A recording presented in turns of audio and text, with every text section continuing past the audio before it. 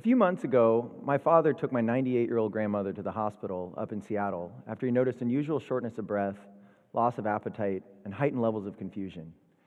After a series of blood tests, the doctors confirmed her diagnosis of kidney failure. Now, my grandmother's been pretty fortunate, and she isn't used to spending a lot of time in hospitals, thanks in large part to her healthy diet, active lifestyle, and her amazing caregivers, such as my father. But father time catches up with everyone. They kept her in the hospital in observation for almost an entire week as they monitored her potassium levels, among many other things. After her discharge, she was assigned to hospice care, and the doctors predicted she had less than 6 months left to live. Unfortunately, they were right. My grandmother passed away about 6 weeks later, in her home, peacefully in her sleep, surrounded by the people she loved. But what I couldn't understand is why they had to keep her at the damn hospital for so long. Sure, the hospital's a safe place, I get that, but she still had to spend an entire week of her final days in a hospital bed, hooked up to breathing tubes and ventilators, as opposed to the house where she had lived for almost 50 years. For most of us, the hospital is an unfamiliar place, with unfamiliar faces, surrounded by none of the people or things that make our lives worth living in the first place. That's why over the last 5 years, I have obsessed over how to keep seniors, especially the sickest of the sick, out of hospitals and help them live happier and more independent lives in their own homes. The reality is almost everyone loses when someone goes to the hospital. The patient suffers, the family suffers, insurance companies lose money, and with recent changes in legislation, hospitals will start paying hefty fines for excessive readmissions as well. It's no wonder since 2009, despite growing populations, admissions to hospitals have quietly been decreasing. This trend started with reforms in the way hospitals got paid and has been accelerated by technology. Over the next 10 years, we will see such rapid innovation in home-based technology that there's a very real possibility that we will spend significantly less time in hospitals than our parents. And if you don't believe my prediction, let me remind you that 10 years ago, we didn't have iPhones, we didn't have Uber, almost none of you had a Facebook account. So it shows you how much we can accomplish in 10 years. So what kind of technology do we have to look forward to as we grow older and we want to age in place? The first category of innovation is detection. The wearables market, or connected devices, is already a $6 billion market and continues to grow rapidly. At our current pace, half of the adults in this room will rely on some sort of wearable sensor technology to monitor your health in real time by the year 2020, and it may help get ahead of an adverse event before it occurs. One application for wearables in the senior care market is actually medication management. Small remote sensors on pill packs can notify family members if a medication is missed or if it's taken inappropriately. And perhaps even bigger opportunity for wearables across all industries is in fall prevention. Each year, there are 4 times more admissions to the hospital for falls than motor vehicle accidents. So this is a really hot category for startups. One company I met recently, they built a device that can actually detect when a senior's had a fall by using an accelerometer and by measuring the distance from the device to the ground.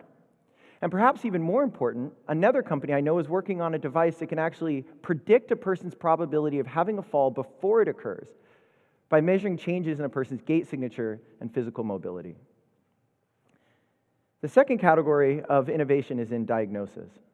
The growing popularity of telehealth is fundamentally changing the way that physicians diagnose and communicate with their patients in general. Now, telehealth includes all phone and video communication and a little bit of VR. Now, more and more of adults are reporting that they would use and trust a diagnosis given virtually via telemedicine, assuming it was cheaper and more affordable. A few months ago, I actually went to the hospital myself for what I thought was a broken wrist after a soccer game.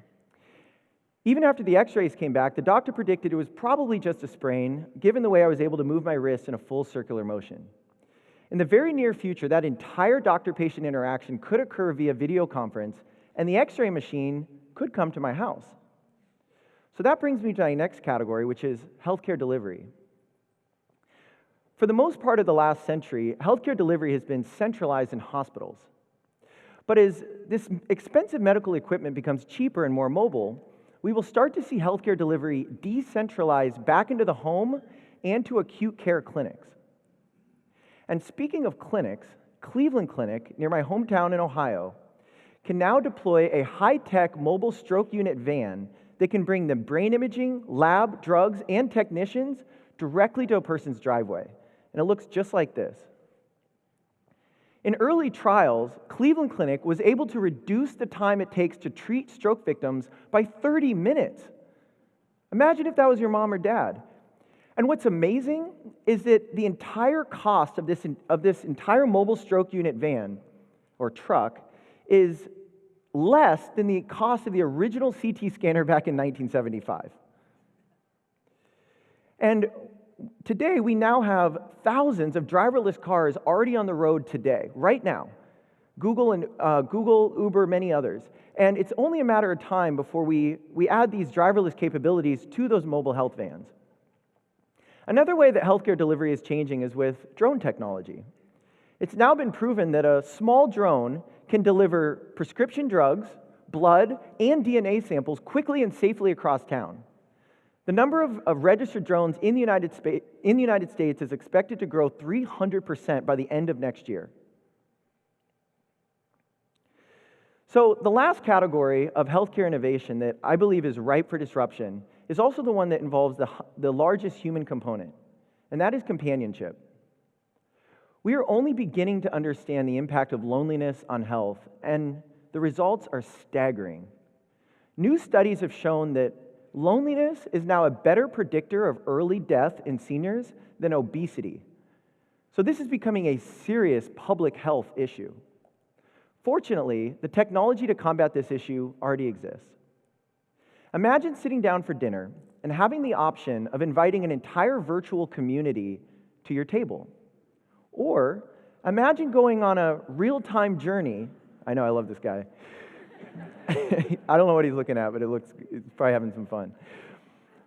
Imagine going on a real-time journey with members of your own family, like a hike up a mountain or a trip in a hot air balloon, all while feeling totally present and ambulatory.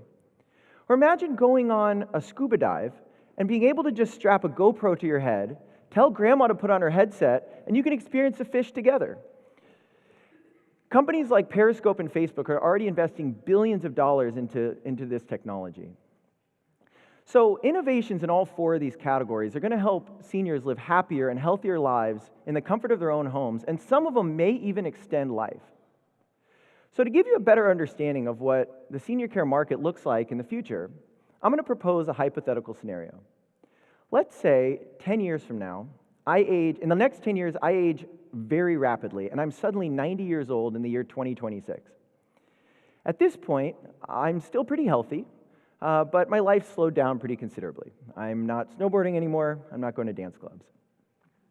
My children purchased for me a small smart patch that I wear on my arm, and it's able to analyze the sweat glands in my skin to collect and transmit real-time medical information to a smartphone or anywhere. Sounds kind of far-fetched, right? Well, this already exists.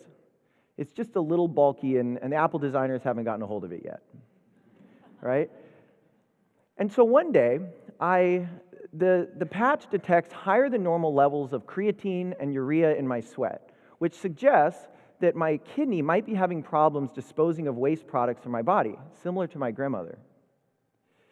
Immediately, it notifies both of my children, and my daughter, who lives not too far away, drives over to my house to check on me. She suggests setting up a video conference with my doctor, which we do shortly thereafter. We talk about my health and my activities of daily living, and the doctor suggests sending out a mobile health van to my home to run some tests. So about 45 minutes later, the health van arrives. I walk outside with my daughter. We bring the doctor with us via an iPad or some other device, and we step inside. And we notice there are no humans present. The vehicle is completely autonomous. We run some tests, and the doctor confirms that the specific amount of concentrations of compounds in my skin are high, but maybe not at abnormal levels. And so prescribes some light medication.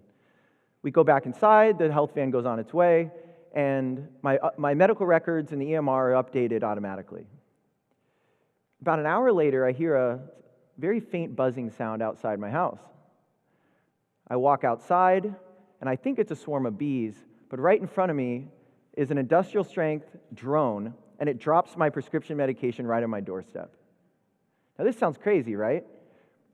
But I'm telling you right now, in New Zealand, pizza parlors are already delivering pizzas to people's houses via drone. So why would it take 10 years for us to apply the same technology to prescription drugs?